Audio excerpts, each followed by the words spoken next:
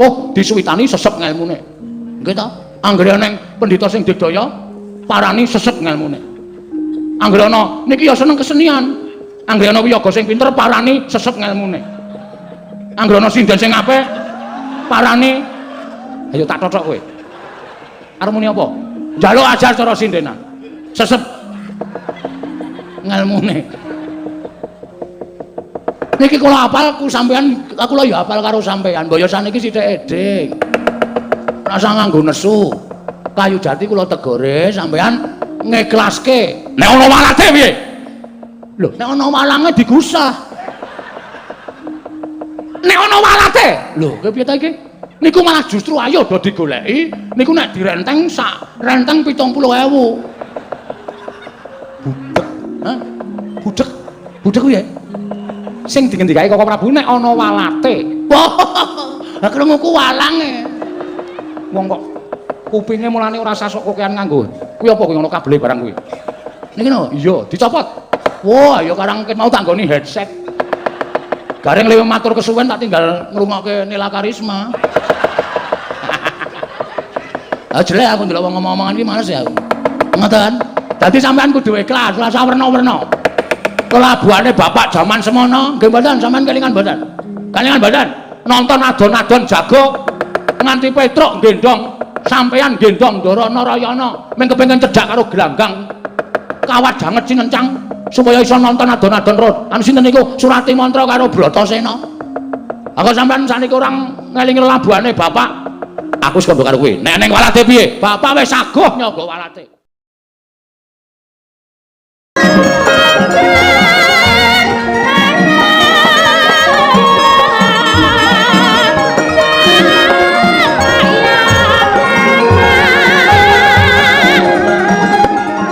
Manusia ing Gusti Sita Kagung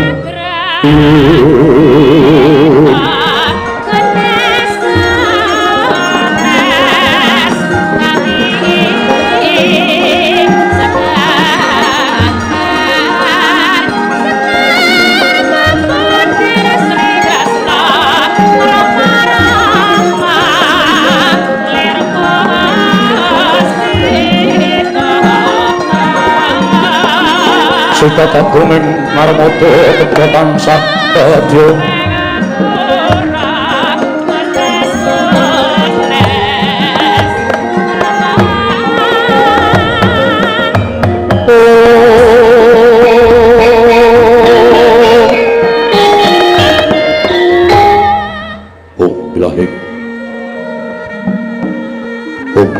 Mas Tuku Rama Sidhem. Awi Gnomastu silat mrimpang jagat karana silang tondo kawisisaning bisana. Sanga sinawung lamlo wis Mas Tantur lambai kudu jenentur tutur.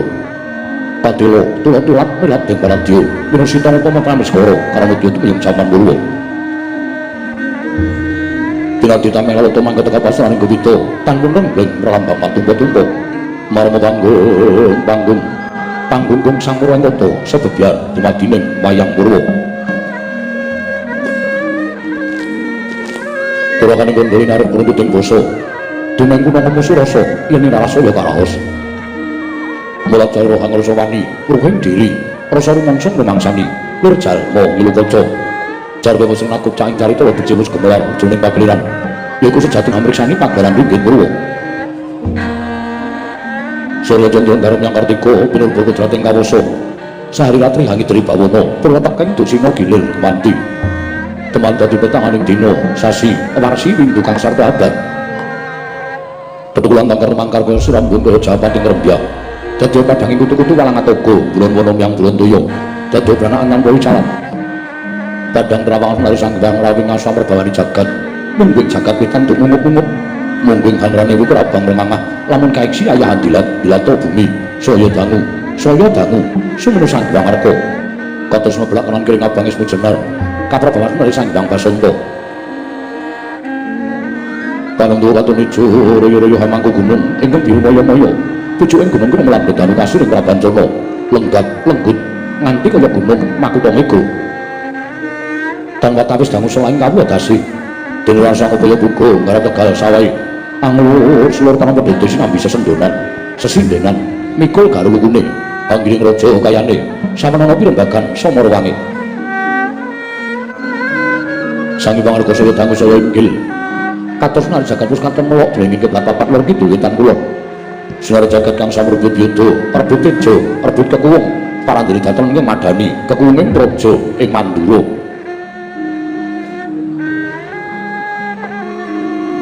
Tunggu kali 100 tananto kali 1000 jam ketiga krana negara Mandura dumadi saking pulo bebanjaran sing asapantula benawi tinampi ombak samudra berang langkut kang tanpa pagut peganting paningal kapantok uruting Cakrawala wane-wane cakri ing wisik samana kreping jurang corong kinepung gua sirup kinarya susun peksi lawet yang sarang burung wong rugi pasisiran tersasana jembar kebekaning pasir gumlari garis pinggir tanunduhan terbuyung ora-ora karang kitri ora-ora ning lopo prantun bumi subur pasiten mawur satengah tinantur tangkar tumangkar kawur yang dadi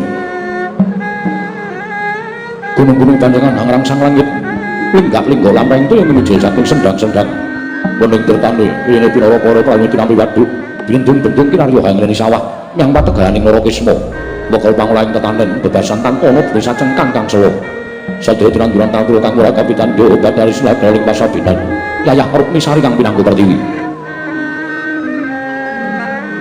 pategane nunggu prawi jengang rebuyung gegodhongane hambiyen poe nganti kaya mangluk malu mawititane polo kependhem polo kesimpar polo gumantung sadetan jiwa cinawi tukulan kang maweh kesarasaning diri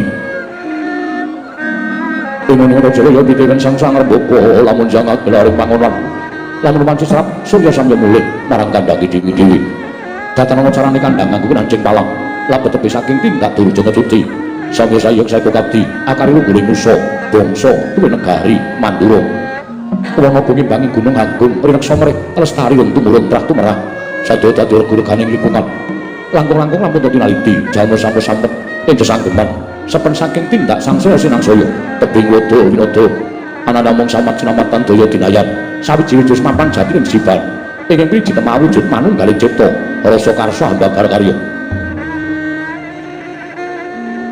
kene ngrasake negari Mandura Kesma lagi ngancik marang jaman bencana panja kunjung pasir pawukir loh jinawi gemah aripah karto toto raharja dasar negara gedhe nggore padang jagat dhuwur kuwuse turta adoh kuncarane turta kasusreng manca praja lah sinten to wau Dinas Besaraning Adiluh sing Mandura penangrep sapa dosa namaning Sang Nata dosaraning 10 nama semestani jejuluk Sang Nata Prabu Sri Baladewa ya Sang Nata Prabu Balarama ya Kusumawaning Pinta ya Asi Jaladara ya Nempa Krasana ya Sangkarsana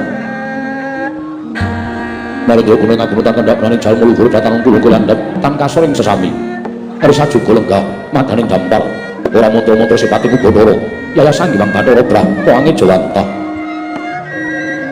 Sinepu sanggaring Prawadya-bala kawula madaning negaring Mandura pengambar blabar yayasan Samudra dhateng Tepi ya dhateng kantun anung-anung tungguling projeng Mandura sadaya pepak rampit madaning Datulaya kawijining pisawanipun Sang Nindya mantri muka pangsaning praja Arjuna Patih Praguta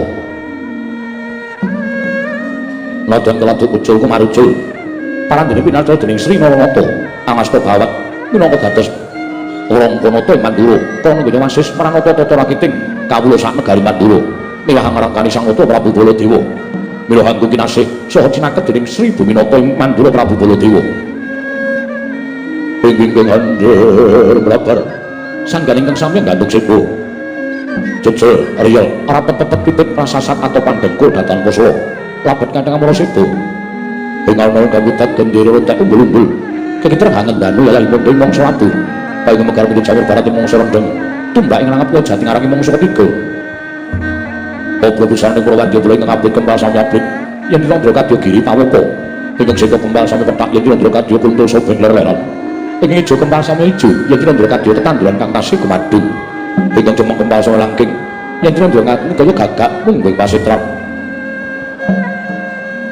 para dene didhemadaning pasewakan negaring Mandura sami kaperbawan wingit nimbaning Sang Kata ing Mandura Prabu Baladewa padhan gegodhongan kang obah sami rana datar mampah kapal samangsaring pradonga nyang rangin miwah pangling waranggana dadas sakeling mangke kawis ngarawipun ingkang rayi napa ing Dwarawati Sang Prabu Sri Bathara Kresna anganti ingkang rayi satrenggar Buru Raden Arya Setyaki priwus minggah Datulaya Kabyuk rangkulan wonten Raka ing Mandura sigra satata lenggah dadi grakapaning garing napa ing Mandura Sing ora merwani pangandikan Nata Prabu Baladewa kemangru jeneng pangandikan ngedaling kabaring lisan.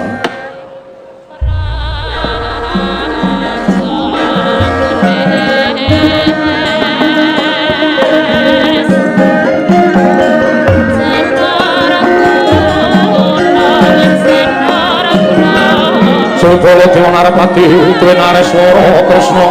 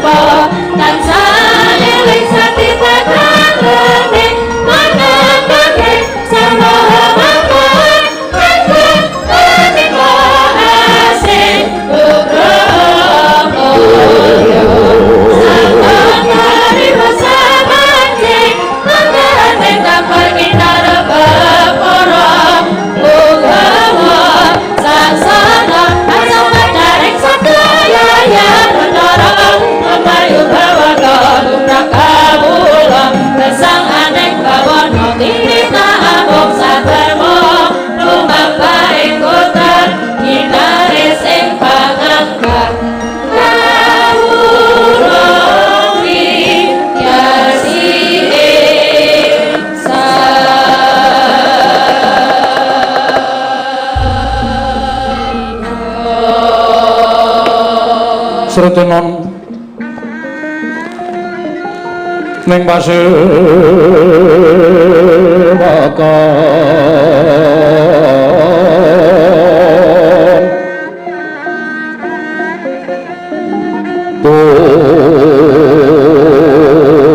busana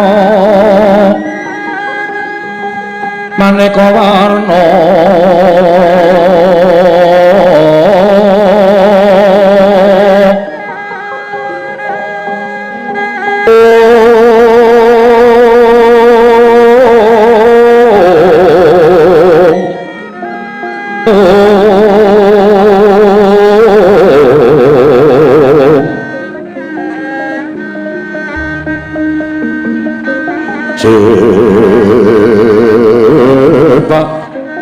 Puspiteng Udana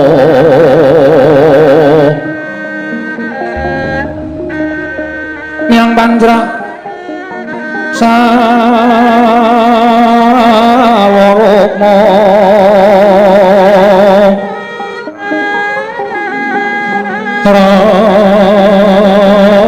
ranggeng manik Narawata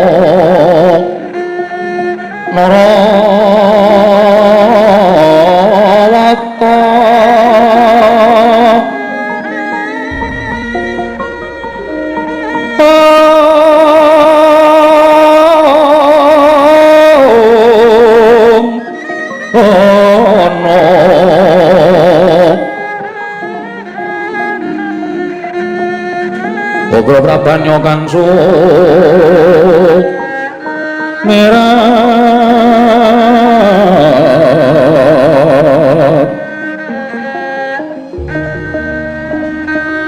kenyaring tejo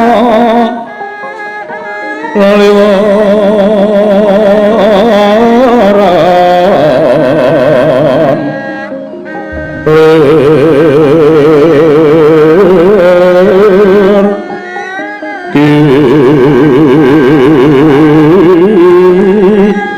lat sisiring radet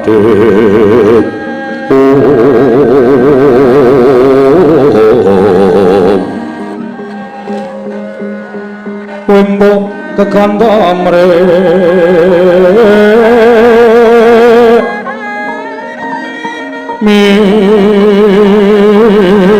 ingin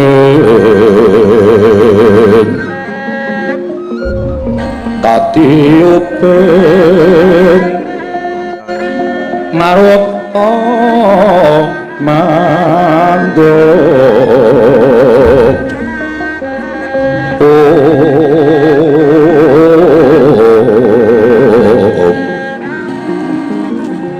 sabaran mangambar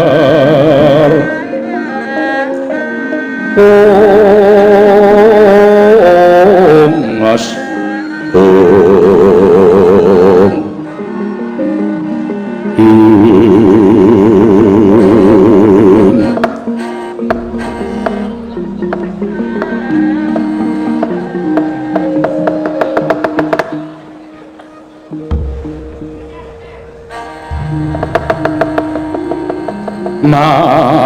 mangko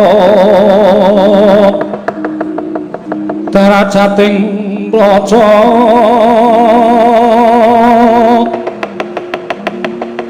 kawuryan musunya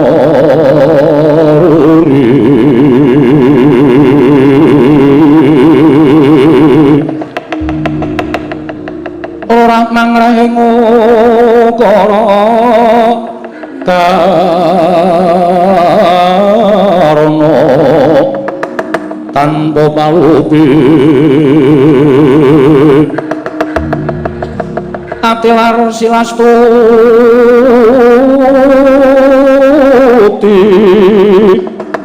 sujono sarjono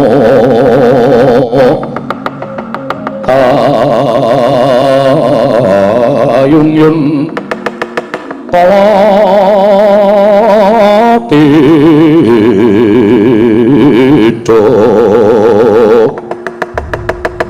tidem tandaning tuk mati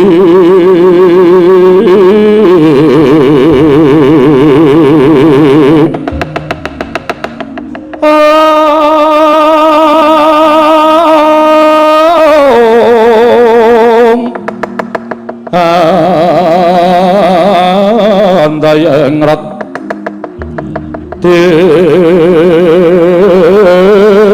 ning karuban rubeto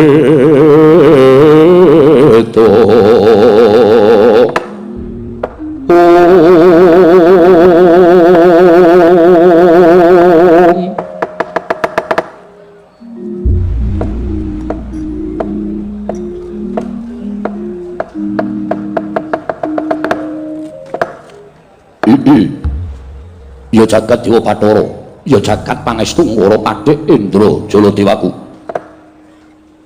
ora kanthi kanyono-nyono persasat kaya dene kejugrukan Wukir Sari kelepaning samudra madu penggali ingsun bareng ngrupi rawuh kadangku ing Ndrawati Kresna Sawise satata nggonmu ngadhep ana ngarsaning pun Kakang.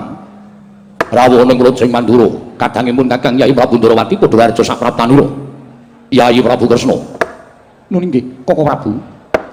Tansah pinanganing kawidadan niring sambi kula sawanipun ingkang Raying Ndrawati. Mboten manggalang setunggal menapa sawanipun ingkang Raying Ndrawati wonten negaring Mandura, titik lendan sak mangke. Namung kemareng kula ngaturaken sembah sumengkeming pangabekti kula kunjuk sandhapada paduka Kanjeng Koko Prabu. Sesembahan kula Koko Prabu pengayoman kula ing Mandura. Koko Prabu Baladewa. Waladala. Ya. Ndak tampa gawe gedhe ning penggalipun Kakang. Ora liwat prayogakna nggone ngadhep ngarsanipun Kakang Kresna. Kawula nun inggih Koko Prabu. Sampun boten kirang prayogi biswanipun ing Raying Ndrawati wonten negaring Mandura dinten sakmangke menika Koko Prabu ing Mandura kadangipun Kakang Yai Prabu iya. Apa dene sira Dimas Haryo Setyaki? Raharja nggon mundherekake tindake kadangmu tuwa ya ku Yai Prabu Ndrawati. Tansah pinanganing kawidadan niring sambi kula sawanipun ingkang Raying Darpuruji Koko Prabu. Kebareng kula ngaturaken sembah sumengkeming pangabekti kula kunjuk kadangipun Kakang Setyaki ndak tampa sira ngabekti karo pun Kakang ora liwat pangestunipun Kakang Tampanana lho pundi kejiman paripit dayana ing kasantosan lan ora liwat prayogakna nggone ngadhep ngarsanipun Kakang Wresniwira sampun boten kirang prayogi kangge kula ngabiyantara ngersa paduka Kanjeng Koko Prabu Jimat sembahan kula Patih Prakuta prayogakna nggone ngadhep ngarsaning sun Patih Prakuta nggih diweji sesembahan kula sampun boten kirang prayogi kangge kula ngabiyantara namung lan denderengan sak sampunipun kepareng kula ngaturaken sembah sumengkeming pangabekti kula kunjung ngersa paduka sinuwun Prabu sesembahan kula lho ingkang abdi Prakuta ngaturaken sembah pangabekti kula kunjung ya Prakuta ndak tampa ora liwat pangestuku Tampanana kula pundi kejimat dayanana ing kasantosan paring maestu paduka mawahana kabagyaning gesang kula lho lan tatanan para wadyabala para kang padha gantung seba aja nganti ning padha saur manuk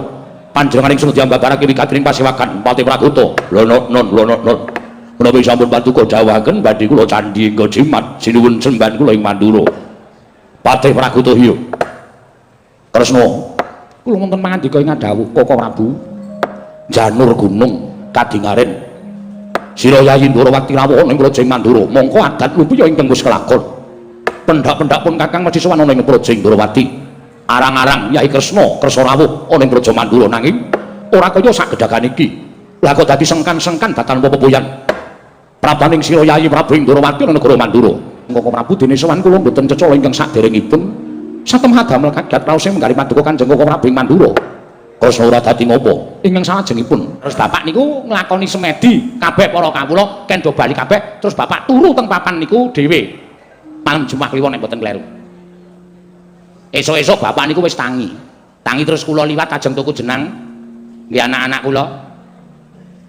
kula diawe reng rene Bagong nggih haj kowe arep tuku apa to kae sabun arep nggo ngapa ayo nggo adus kok dipangan kula nggih diceluk karo bapak kula karo Bagong diceluk rene dewan aku membengi bar nuroni papan kene iki papan ki arep tak dadekke papan kanggo kebutuhaning para kawula ning kok pendak-pendak tansah rubuh lah aku entuk sasmita yen to papan iki bakal iso ngadeg jejet yen saka gurune dituwak nganggo wujuding kayu jati ning weton saka astana Gadamadana kayu jati sing gedhe dhewe sing tukul wonten ing astana Gadamadana menika pesaranipun para pepunden darah Mandura wonten mriku tukul kayu jati ingkang kacarita duk nalika semanten dipun tandur dening Prabu Rama Wijaya nalika mejang Hasnabrata kaliyan Raden Barata sinambi nandur wujuding kayu jati ingkang elokipun kayu jati menika setiap utawa setiap ta iki saben dintenipun saged nuwuhaken ganda wangi mula kaliyan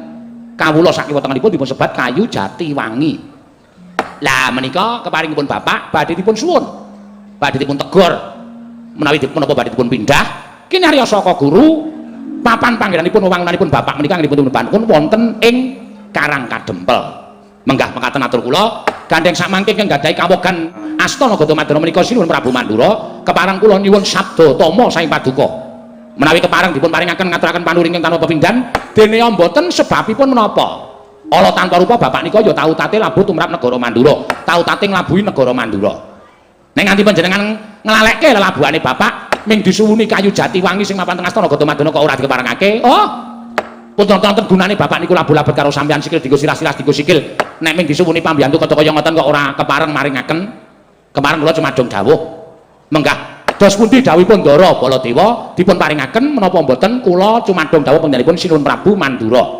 Malah ngendikane Bapak nek pancen niku disade utawa kudu dituku derek kemawon reginipun pinten mangke kula tak matur kersanipun Bapak supaya saged dipun dol saking Sinuwun Prabu Mandura lajeng Bapak ingkang numbas kayu menika kala wau. Cekap semanten atur kula menawi wonten lepatipun natur ing ngabdipun Nalagareng nyuwun samudra pangaksami Diagung Pangaksama. Kula namung nderekaken apa sing dikendikake Bapak. Upama panjenengan boten kepareng kula aturi paring pangandika, nek kepareng kula kali Bagong siap negur kayu jati. Ayo Kang, wis gawa alat to Kang? Wis. Silet. Kayu jati ning negur kayu jati arep pirang taun. Lha gawa ya kangelan kowe iki nggo graji kayu semono gedene, kowe kon mikul ya mo. Kabeh dipasrahke aku. Apa ngomong arep kepenak wae. Wis ngenteni Sinuwun Prabu Mandura wae pengendikane kepiye dhewe ming kari manut. Ha iya, ora ngono ndak dhewe ora rampung-rampung perkarane. Jaja muntapler kreta duka yayasinipé. Netra kocak ngundarandir.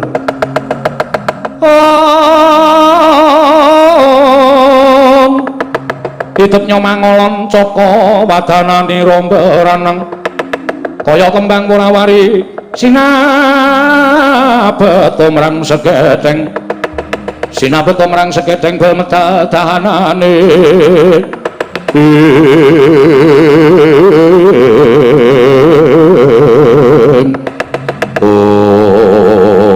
wah jagat Bathara ya jagat pangestu kula yen ngrembug perkara Jatiwangi sing mapan ning astana Gadamandrana Kresna kula wonten maring dawuh aku Lilanana tamane wangsulan karo Nalagareng inggih Kakang Prabu namung kula aturi enget kedah mawi raos sabar kedah mawi raos ikhlas sampun ngantos panjenengan bukani dhateng Nalagareng mangke mindhah boten prayogi kedadosanipun Kakang Prabu yo tak nganggo cara sing kepenak supaya Nalagareng gelem nampa marang apa kandhani pangandikane Ngata Mandura nggih pripun Ndara kula kantun derek Nalagareng wonten dawuh kowe ngerti ora kayu Jatiwangi sing mapan ning astana Gadamandrana kae pancen ditandur dening sawarga Prabu Ramawijaya Sang Marteng Jagat.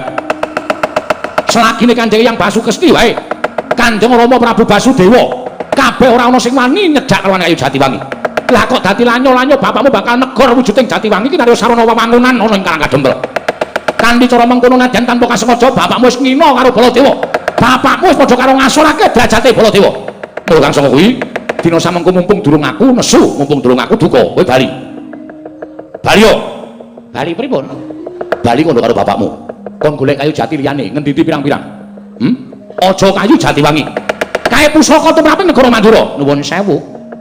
Nyuwun pangapunten gandeng kula dipun peling dening Bapak Gareng. Nek kayu Jatiwangi disuwun ora entuk, kowe kudu meksa. Piye carane Sinuwun Prabu Mandura supaya nilih penggalihe, kowe kudu meksa sebab nek nganti wangunan iki ora dadi, aku disin-isin masyarakat Sakarang Kadempel. Jare arep gawe papan sarasean papan kanggo sak pateponing para kawula sak padukuhan kok ora kelakon mergo rubah-rubuh saka guru sing bakal pinara cagak wewangunan. Mula kula nyuwun pangapunten nek kula ken bali kula mboten purun. Nek kula ken wangsul kula mboten purun. Lho, yen kowe ora gelem bali tegese kowe bakal wani karo Ngata Mandura iya. Iya. Ya ngono apa piye? Yen kowe ora gelem bali bakal kowe wani karo Ngata Mandura Prabu Baladewa. Kowe aja netangi kanepson dulu. Aku lah gawe napa pedharane Kyai Prabu Ndrawati entuk dadi ratu kudu sabar, kudu ikhlas. Ning nek ana lakon kaya ngene iki apa aku kudu sabar? Apa aku kudu ikhlas? Kudu rumangsani yen to Semar kuwi derajate ngaceprik, Semar kuwi wong loro saudon terus saurupan. Semar ki ming kawula. Lah kok bakal nyuwun wujuding kayu Jatiwangi negara Mandura? Aku ora ngikhlasake, aku ora nglilakake. Mbok ampun ngoten to, Den. Mesake bapak. Nek nganti bapak ora kelakon, nek nganti bapak niku mangke disin-isin para kawula sak padukuhan Pak panjenengan ya ora mentala to rukanan kaya ngono. Mbok saniki pun pripun to wong bapak ya wani nuku lho ya ta. Pinten sak kibike pinten. Mengke kula sing ngajeng matur karo bapak ora ketang bapak niku adol poman supaya iso nuruti kekarepane para kawula niku mboten masalah bapak pun ngendika kaya ngoten. Mula panjenengan ora usah dadak duka niki dirembug kanthi cara perdagangan kula nggih mboten masalah. Ning ora usah nesu. Gareng wonten dawuh. Saiki ngene, nggih pripun? Kowe bali. Nggih. Wangsul pripun? Bali ning omahe bapakmu wong Semar kon golek kayu jati sing padha karo Jatiwangi sing bayari Baladewa. Mengko sing menehi Prabaya aku. Krungu ora? Krungu. Wis kowe bali saiki. Nuwun sewu, nek kaya ngoten niku janjane wis kelakon wingi-wingi wong kula niku wis menawarkan diri kok. Nek udu kayu Jatiwangi Mandura piye Pak? Mengko sing bayari aku tak urunan ro Petruk karo Bagong. Ya Kang ya. Heeh. Kowe ngantuk apa kok? Lha muni kok ora serius ki. Heeh, maksude ler-lerane. Ning kraton ki nek eneng AC-ne kaya penak kae rasane. Ngaten niku wis matur ngoten niku ning Bapak ora keduga lega penggalihe. Nyuwun pangapunten nek kudu kula kudu maksa karo panjenengan. Nek ming diijoli kon ditukokke kayu jati wae kula niku wis matur karo kersane Bapak. Nek ming ditukokke kayu jati terus Bapak gelem wis ora kaya ngenten iki kanane ora bakal mlaku adu-adu tekan Negara Mandura ming kepengin njaluk wujuding Jatiwangi menika. Pun ngoten mawon, pun pinten ngoten mawon ngendika. Pirang yuta utawa pirang puluh yuta mengke kula bayar paling mboten ya saurarane kula niku anake bapak sing paling duwe dhewe kula. Kula nek sampean paring pangandikan semene 10 yuta mengke yakin kula cicil. Ampun kuwatir, kula cicil. Sesasi 12.000. Mengko ora rampung ora sedeng kula mudhar urung lunas. Ngoten nggih. Sing apik mboten saduka. Nek panjenengan duka mengke mboten prayoga kedadosanipun, mila dinten sak mangke kula suwun lega-legawaning penggalih Sinum Prabu Mandura. Supaya maringaken kayu Jatiwangi. Kula wis dadi sumpah kula taunana windanana nek sinuwun Prabu Mandura dereng keparing pangandikan kayu jati menika dipun paringaken. Wah, lah mbok ya tekan sesuk bengi kula tetep ajeng teng mriki nek dereng entuk wangsulan.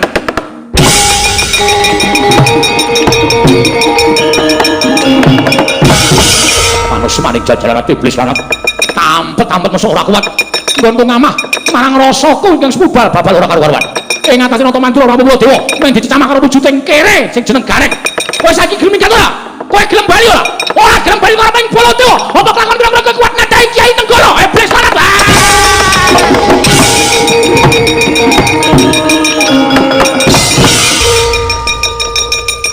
Iki piye iki kok mau kaya wong tawa obat?